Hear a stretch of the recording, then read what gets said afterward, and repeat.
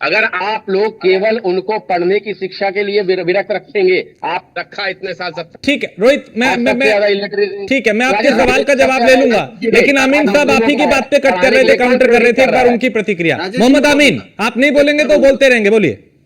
हाँ देखिए राजेश जी, इन्होंने जो कहा यूसीसी और एनआरसी को, मैं एक चीज कहना चाहता हूँ कि ये अभी तक शाहनवाज और नकवी को लेकर घूमते रहेंगे।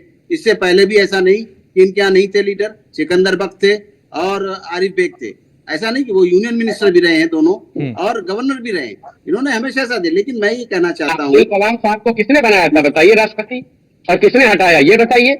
आप रोजाना आप चुप रहिए, तरह में बात कर लेने दीजिए। नहीं तो जब मैं बोल रहा था तो आप बोल रहे थे भाई साहब, आप मुझसे कह रहे चुप रहिए। अब्दुल कलाम साहब को किसने राष्ट्रपति बनाया था और किसने हटाया मुझे बताइए। केवल इसलिए कि भारतीय जनता पार्टी ने अब्दुल कलाम साहब को राष्ट्रपति बनाया, आप लोगों ने रिपीट नहीं होने दिया। ये मुस्लिम आपका प्रेम। कैबिनेट में कितने मुसलमान है बोलिए। प्रेम है, जितने हमारे पास होंगे हम उतनों को ही लेकर के आएंगे, जिनको हमारे प्रति आस्था होगी हम उनको लेके आएंगे ना। आपकी तरह बरगला के तो नहीं लाएंगे ना। आप बताइए मुझे कलाम साहब को क्यों हटाया आपने, किसने बनाया था उनको राष्ट्रपति। केवल इसने उनको रिपीट कर दिया। ये मुस्लिम प्रेम है आपका, ये जनता नहीं देख रही है क्या? ये जनता नहीं देख रही। केवल भारतीय जनता पार्टी ने उनको राष्ट्रपति बनाया है, इसलिए आपने उनको हटा दिया था। क्या कलाम साहब डिजर्व नहीं करते थे दोबारा राष्ट्रपति होने का? आपने सीधे नहीं, जो कि भारतीय जनता पार्टी लेके कलाम साहब को रिपीट नहीं करेंगे।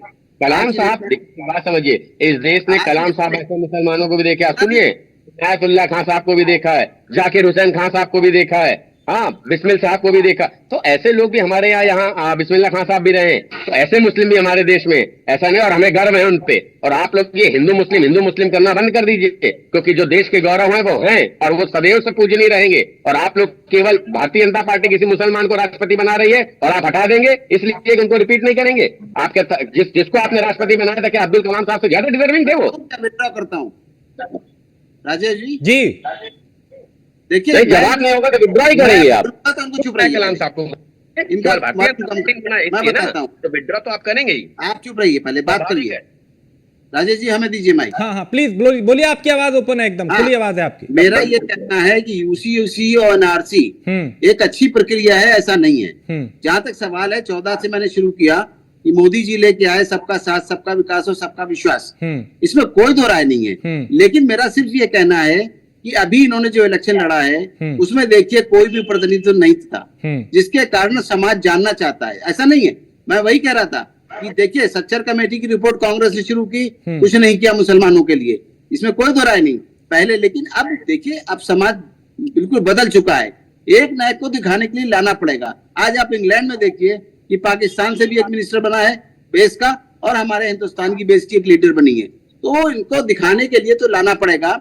अब मैं भी अभी एक ही मैंने दिया उदाहरण कुंदरकी का, कुंदरकी पर अगर आप कलाम साहब के विषय पे इन्होंने कोई बात नहीं की, सुन लीजिए, इन्होंने कलाम साहब के विषय पे कोई जवाब नहीं दिया, लेकिन दुनिया भर की बातों को गोल गोल घुमा रहे क्योंकि उसका जवाब नहीं है इनके पास।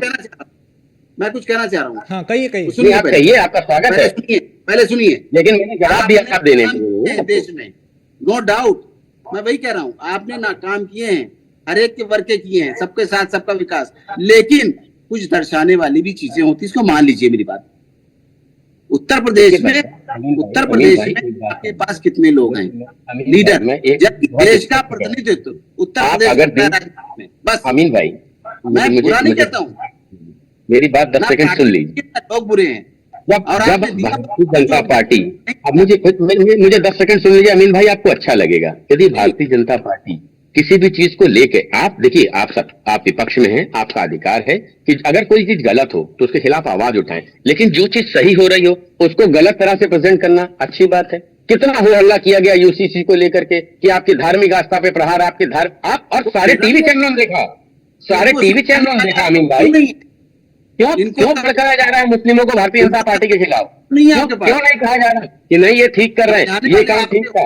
अरे मैं वही कह रहा हूँ कि यदि आपका मुस्लिम प्रेम होता तो कलाम साहब से ज्यादा डिजर्विंग रिपीट होने वाला कोई व्यक्ति नहीं था उस समय राष्ट्रपति के रूप में, कोई नहीं था उससे ज्यादा डिजर्विंग। और हमें गर्व है, सुनिए, हमें गर्व है। लेकिन समस्या क्या आती है अमीन भाई विपक्षियों की, जब भी वो मुसलमान भाइयों की तुलना करेंगे वो हमेशा नेगेटिव व्यक्ति से करेंगे कि देखो अतीक, देखो मुख्तार, देखो हाफिज अंसारी। आप क्यों नहीं कह रहे? आप एक मिनट रुकिए, मेरी बात सुनिए।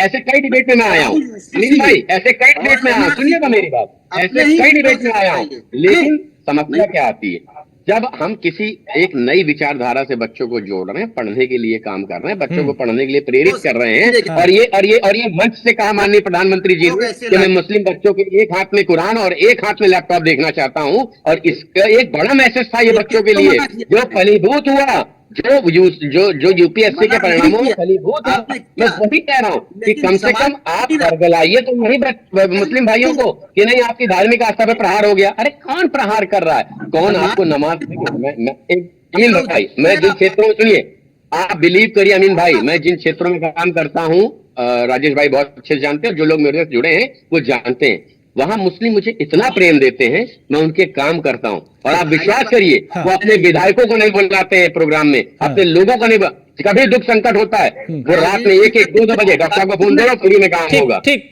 अगर हम लोग उनके लिए काम कर रहे हैं, अभी चूंकि भारतीय जनता पार्टी का हम लोग काम कर रहे हैं, अगर हम कुछ ले करके आ रहे हैं, आप उनको बरगलाएंगे, हर चीज को धर्म से जोड़ देंगे उनकी कि नहीं ये आपकी धार्मिक आस्था प्रहार है, कोई धार्मिक आस्था पे किसी के प्रहार नहीं। ठीक है डीपी यादव, आप लोगों ने सिर्फ मुस्लिम समुदाय को बरगलाने का काम किया है, ये भारतीय जनता पार्टी कह रही है। चुनाव चाहे लोकसभा का हो, विधानसभा का हो, हर चुनाव से पहले आप मुसलमानों को बरगलाते हैं कि बीजेपी आपके खिलाफ है, जबकि वो कह रहे हैं कि हमने सबका साथ सबका विकास के एजेंडे पे काम किया है। लेकिन मेरा सवाल अभी ये उपचुनाव से हुआ कि बीजेपी अब इस तैयारी में भी है, इस रणनीति में भी है। रोहित भाई हो गया आपका, हो गया आप दोनों का हो गया। अब एक मिनट पूरा वक्त आपने लिया। मैं सिर्फ ये चाहूंगा राजेश भाई, विपक्ष जब भी देश के मुसलमानों की तुलना करे, कलाम साहब से करे, इनायतुल्लाह खान साहब से करे, जाकिर हुसैन साहब से करे, ठीक नहीं, वो तो पूछते हैं आपने कितने मुसलमानों को टिकट दिया, आपके कैबिनेट में कितने मंत्री हैं, आपके विधायक कितने हैं, सांसद कितने, सवाल ये वो लोग पूछते हैं। चलिए डीपी यादव, लेकिन बात यह कि बीजेपी अब चूंकि इस नतीजों से सबक लेते हुए उपचुनाव में अब फूक के कदम रख रही है,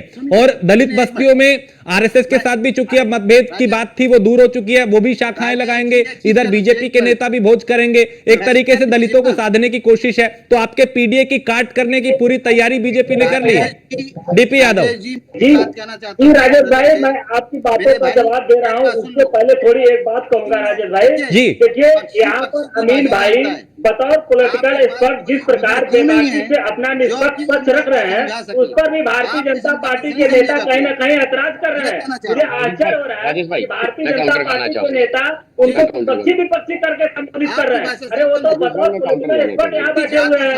एक करके आमीन साहब, आप तीनों बोल रहे हैं, देखिए एक साथ। मोहम्मद आमीन साहब, आपको पूरा टाइम दिया, प्लीज एक करके। रोहित भाई पहले 20 सेकंड अभी डीपी यादव बोलेंगे, आप फिर काउंटर कीजिएगा। डीपी यादव